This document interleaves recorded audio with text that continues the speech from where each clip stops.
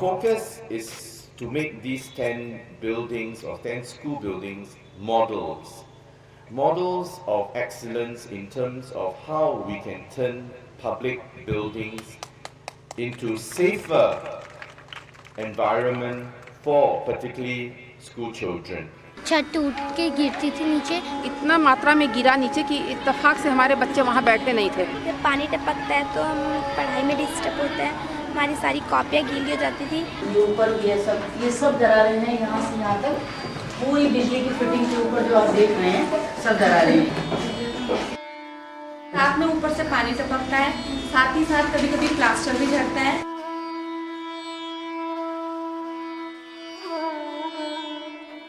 The school building, like the one here we are standing at today, will be a starting model for better construction practices and for more public buildings here and elsewhere in India to have greater resilience to earthquakes. And this knowledge will potentially spread to other earthquake-prone areas in India and beyond, especially to all places in the world that have or are located in earthquake-prone zones.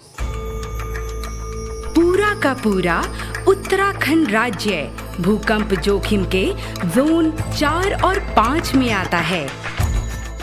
मैदानी क्षेत्रों में हुए कुछ नए निर्माण के अलावा पूरे राज्य के ज्यादातर भवन भारवाही दीवार पर आधारित हैं। मतलब ये कि दीवार खड़ी करी और छत डाल दी। भूकंप की स्थिति में इस तरह के मकान सबसे ज्यादा असुरक्षित होते हैं। पूर्व में आए भूकंपों में सबसे ज्यादा नुकसान भारवाही दीवारों वाले भवनों के ढहने के कारण ही हुआ था। दुर्भाग्य से पूरे हिमालयी क्षेत्र में सारे पुराने मकान ऐसे ही बने हैं। ऐसे में ये सवाल उठना स्वाभाविक है कि क्या पूर्व में बने इन मकानों को भूकंप अवरोधी नहीं बनाया जा सकता? इस सवाल के व्यवहारिक जवाब की तलाश सभी को थी और सालों के शोध और परीक्षणों के बाद जवाब मिला रेट्रोफिटिंग।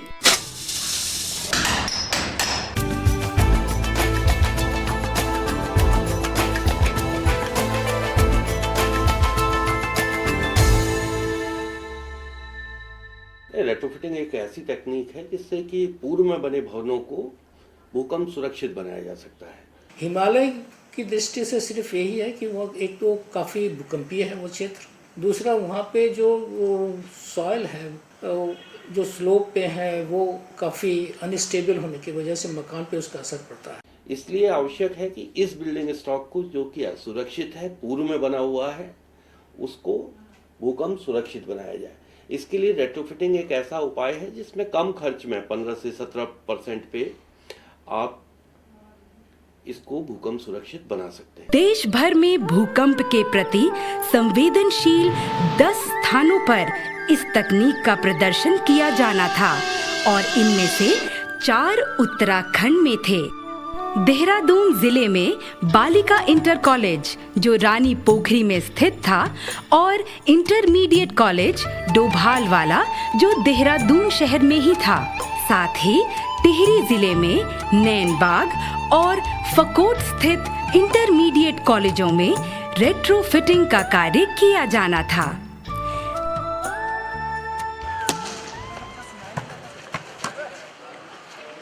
उत्तराखंड के अंदर जो हमने 4 स्कूल लिए उसके 2 पर्पस थे। एक तो वो स्कूल जो रीजनेबल साइज़ के हों, जिनका साइज़ थोड़ा ठीक ठाक हो, और दूसरा उनकी विजिबिलिटी आम जनता को हो, यानी वहाँ पर आकर के लोग देखें कि इस स्कूल में कुछ रेट्रोफिटिंग मेथड यूज़ किया गया है। और क्योंकि हमारा इसका जो मेन उद्देश्य है वो इन स्कूलों को रेट्रोफिट करना ही नहीं है, बल्कि इसका प्रचार प्रसार करना है। ये रेट्रोफिटिंग का जो मेथड हम लोगों ने यूज़ किया है ये ऐसा है कि बाहर से भी दिखेगा तो लोग इसको देखें और समझने की कोशिश करें, उनमें जिज्ञासा उत्पन्न हो कि भाई ये क्या किया गया है इस बिल्डिंग में, जानने की कोशिश करें और उसको अपने घरों में या और स्कूलों में या दूसरे भवनों में उसका इस्तेमाल करें। नए मकानों के निर्माण में जिस प्रकार पट्टिकाएं मतलब बैंड डालकर उन्हें भूकंप सुरक्षित बनाया जाता है, ठीक उसी प्रकार से पुराने भवनों में बाद में पट्टिकाएं डालकर उन्हें भूकंप सुरक्षित बनाया जाना था।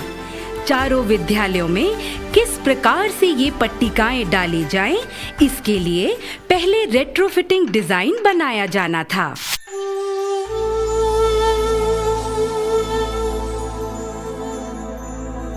भूकंप अभियांत्रिकी के क्षेत्र में भारतीय प्रौद्योगिकी संस्थान रुड़की देश के अग्रणी संस्थानों में से एक है। विभिन्न परीक्षणों के बाद चारों विद्यालयों का रेट्रोफिटिंग डिजाइन तैयार किया गया।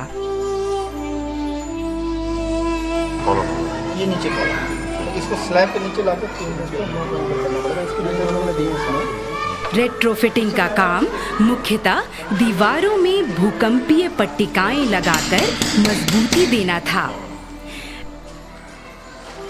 रेट्रोफिटिंग मतलब मजबूतीकरण के काम को अगर क्रमबद्ध तरीके से देखें तो ये 7 चरणों में पूरा हो जाता है। पहला, नक्शा बनाना। दूसरा, पट्टिकाएं कहां-कहां लगेंगी इसके लिए निशान लगाना।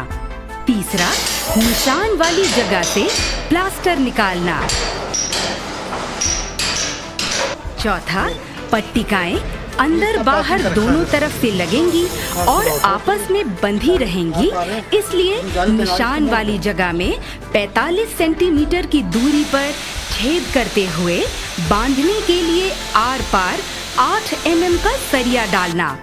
पांचवा, जहां से प्लास्टर निकाला है वहां अच्छी तरह से धुलाई के बाद 1-3 का मसाला लगाना।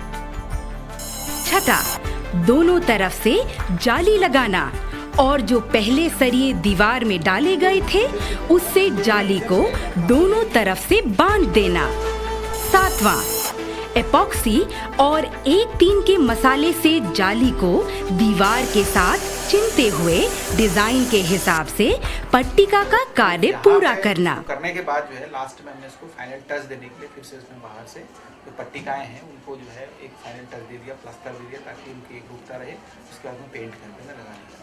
अब यहीं पे जहाँ पे हमने जो है कि इसको मानवीय तरीके से किया, वहीं पे हम इसको मशीनी तरीके से भी कर सकते हैं, तो जिसके लिए हम गनेटिंग मशीन का उपयोग करते हैं।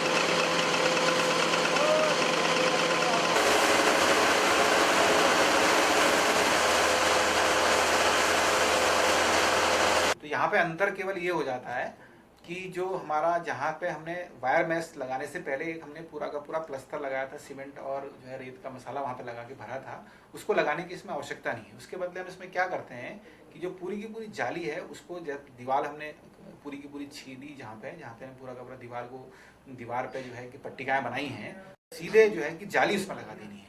तो जाली लगाने के बाद हमने क्या करना है, छोटे जो है इसके स्पेशल बनाए कंक्रीट, हाँ चला जाएगा, उसके अंदर हमने फिट किया ताकि अंदर और बाहर की जो उसके जो जाली है उसके और दीवार के बीच में गैप मेंटेन हो सके। उस गैप में हमने जो है गनेटिंग मशीन से डायरेक्ट जो है और गनेटिंग मशीन से बहुत पावरफुल तरीके से पूरा का पूरा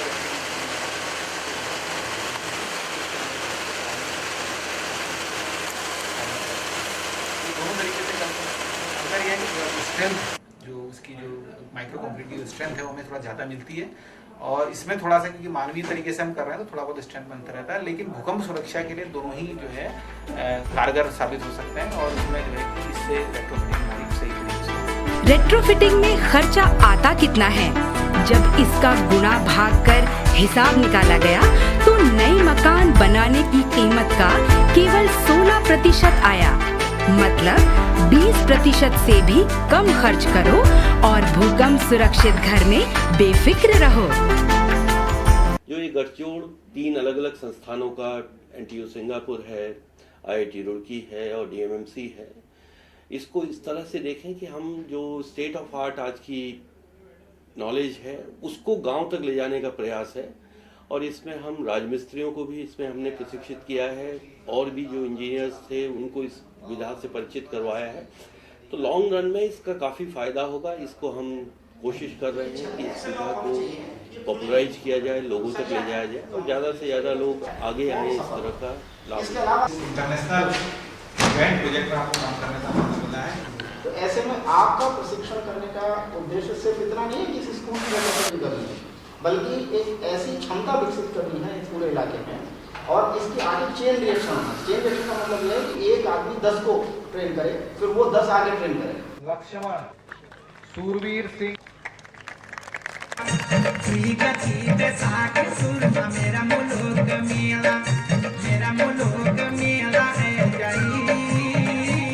Earlier, while we were waiting for the ceremony to start, I asked the students, the girls in this school, to their feelings as they saw in their classroom the walls, the ceilings, the beams, the columns being strengthened and retrofitted, how they feel. I think all of them, without hesitation, gave me a smile to say that they are happy to know that they are now studying in a very much safer environment. And this gives them a peace of mind to enjoy learning, to enjoy studying in the school.